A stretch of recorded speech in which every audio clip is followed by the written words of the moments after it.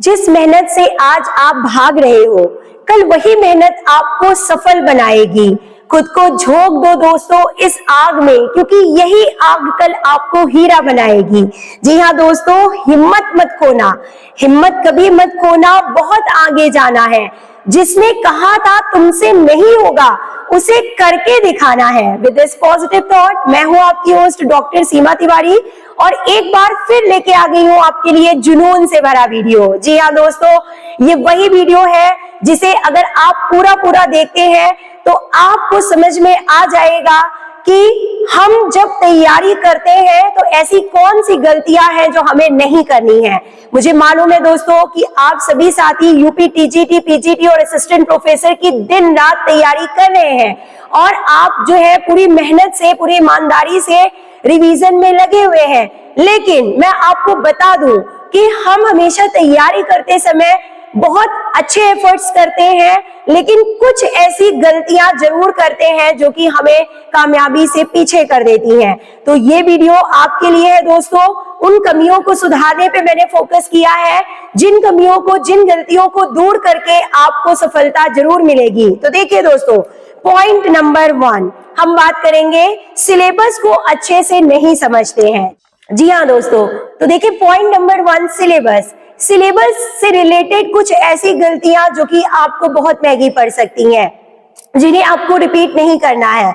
जी हाँ दोस्तों, सिलेबस को अच्छे से नहीं समझते हैं। पॉइंट नंबर 1, हम बहुत अच्छे से तैयारी कर रहे होते हैं, बुक से, नोट से और पूरे तरीके से जो है मेहनत कर रहे होते हैं, लेकिन हमने सिलेबस को अच्छे से नहीं समझा तो बहुत बड़ी गलती की। आपको सिलेबस को अच्छे से समझना है कि सिलेबस में कौन से टॉपिक्स को ज्यादा टाइम देना है और कौन से टॉपिक्स को कम टाइम देना है। हम सभी टॉपिक्स को बराबर टाइम देते रहते हैं और यहाँ पे हमारा टाइम लॉस हो जाता है। तो आप ध्यान दीजिए कि कौन सा इंपॉर्टेंट है और कौन सा कम इंपॉर्टेंट है, ये आपको डिफरेंशिएट करना आना चाहिए दोस्तों। नेक्स्ट पॉइंट देखिए सिलेबस से रिलेटेड, कि कई बार क्या होता है कि सिलेबस में कुछ नए टॉपिक्स ऐड कर दिए जाते हैं, जैसे कि खेलो इंडिया टॉपिक हो गया है, करंट अफेयर्स हो गया है, स्पोर्ट्स का, फिजिकल एजुकेशन में। तो आपको अपने सब्जेक्ट का सिलेबस अच्छे से समझना है कि क्या कोई नया टॉपिक इसमें ऐड किया गया है, या फिर हम पुराने सिलेबस से ही पढ़ते चले जा रहे हैं और नए टॉपिक की हमें खबर ही नहीं है। ये गलतियां मत कीजिए। नेक्स्ट देखिए कि जो आप सिलेबस के कुछ टॉपिक ऐसे होते हैं दोस्तों, जिनको आप सोचते हैं कि हम बाद में पढ़ लेंगे, अभी भी टाइम है, अभी देख लेंगे, रिवाइज कर लेंगे बाद में, और जो है आप दूसरे टॉपिक्स को ज्यादा टाइम देते रहते हैं। और कुछ टॉपिक्स ऐसे होते हैं जिनका आप रिवीजन एग्जामिनेशन हॉल में जाने से पहले नहीं कर पाते हैं। ये भी बहुत बड़ी गलती है दोस्तों, इसे मत कीजिए। पूरा सिलेबस आपको एग्जाम में जाने से पहले रिवाइज करना है।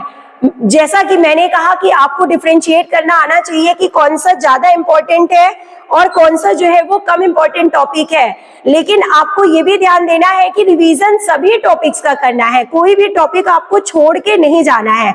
जिसको ज्यादा टाइम देना है उसे ज्यादा, जिसे कम देना है कम टाइम दीजिए, लेकिन रिवीजन सब कुछ करके जाइए दोस्तों, छोड़ के कोई भी टॉपिक मत जाइए। नेक्स्ट देखिए, एग्जाम पैटर्न से रिलेटेड गलती। आप पेपर देने जा रहे हैं, आपको पता ही नहीं है कि एग्जाम का पैटर्न है क्या। एमसीक्यू आते हैं, माइनस मार्किंग है, नहीं है, एक क्वेश्चन के कितने आंसर है, एग्जाम का पैटर्न आपको पता होना चाहिए। अगर नहीं है तो आप पता कीजिए। और कैसे पता करेंगे? Point number 3, old question paper को सॉल्व करके। जी हाँ दोस्तों, जब आप ओल्ड क्वेश्चन पेपर को सॉल्व करते हैं तो आपको एग्जाम का पैटर्न समझ में आ जाता है कि एग्जाम में किस तरीके से क्वेश्चंस पूछे जाते हैं। और जो पॉइंट नंबर 3 मैंने बताया है कि ओल्ड क्वेश्चन पेपर को सॉल्व करना भी बहुत जरूरी है दोस्तों, क्योंकि प्रीवियसली 2 to 3 इयर्स या 5 इयर्स के क्वेश्चन पेपर्स अगर आप सॉल्व कर लेते हैं तो आपको बहुत हेल्प मिलती है आगामी परीक्षा में, क्योंकि यूपी टीजीटी में स्पेशली बहुत से क्वेश्चंस ओल्ड क्वेश्चन पेपर से एज इट इज रिपीट कर दिए जाते हैं। तो अगर आपने अभी तक ओल्ड क्वेश्चन पेपर को सॉल्व करना नहीं शुरू किया है तो कीजिए। ये गलती मत कीजिए कि बिना सॉल्व किए आप पेपर देने चले जाइए। नेक्स्ट जो है गलती, सिलेबस को लेकर परेशान रहना बंद कीजिए। जी हाँ दोस्तों, सिलेबस नहीं हो पा रहा है, सिलेबस पूरा कैसे होगा, सिलेबस कैसे पूरा करें, ये बहुत से कमेंट्स मेरे वीडियोस में आते हैं और साथी लोग परेशान रहते हैं सिलेबस को लेके। तो मैं बता दूं दोस्तों आपको कि सिलेबस आपका पहले ही पूरा हो चुका होता है जब आप बहुत दिनों से तैयारी कर रहे हैं। देखिए 3 साल पहले 2022 में ये वैकेंसी आई थी और 3 साल बाद ये परीक्षा होने जा रही है। तो इन 3 सालों में आपने थोड़ा थोड़ा जो है आप पढ़ रहे थे और आप सिलेबस की चीजें ही पढ़ रहे थे। तो सिलेबस तो आपका ऑलरेडी तैयार है, बस जरूरत है उसको रिकॉल करने की, उसको रिवीजन करने की। तो आप बिल्कुल परेशान होना छोड़ दीजिए कि हमारा सिलेबस तैयार नहीं हो पाएगा।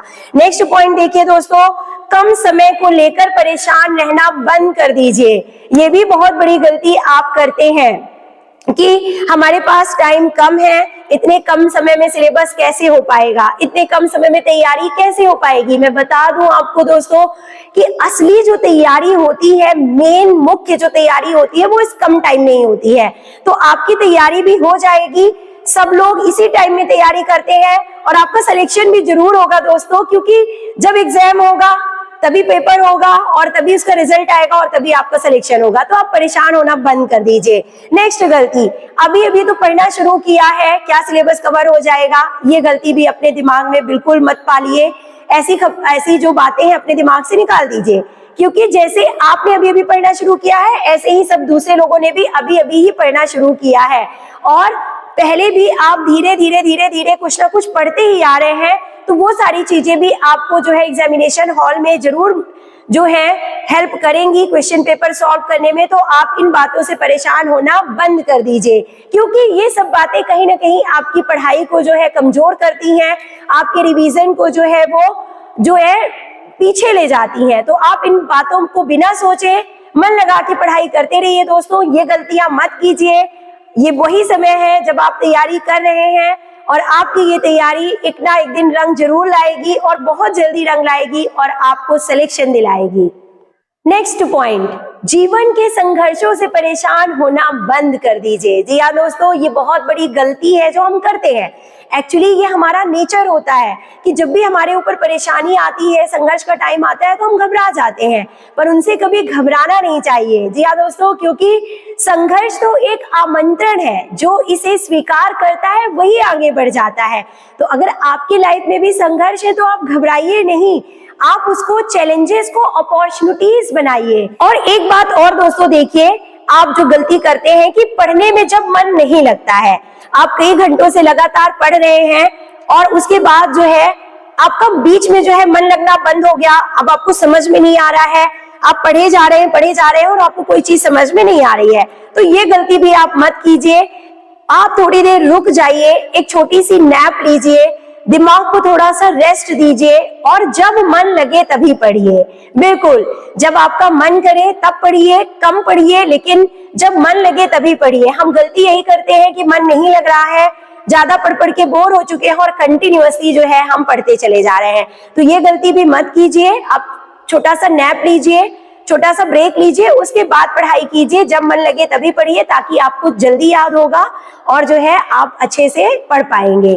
ओके दोस्तों, तो ये कुछ ऐसी ट्रिक्स हैं जो मैंने अपनी लाइफ में अप्लाई की और अगर आप इन ट्रिक्स को अप्लाई करते हैं तो आपको भी ये हेल्पफुल होंगी और आपके सिलेबस को कंप्लीट करने में जरूर आपकी मदद करेंगी। तो मिलते हैं नेक्स्ट वीडियो में कुछ नेक्स्ट ट्रिक्स के साथ। Till then take care, good bye.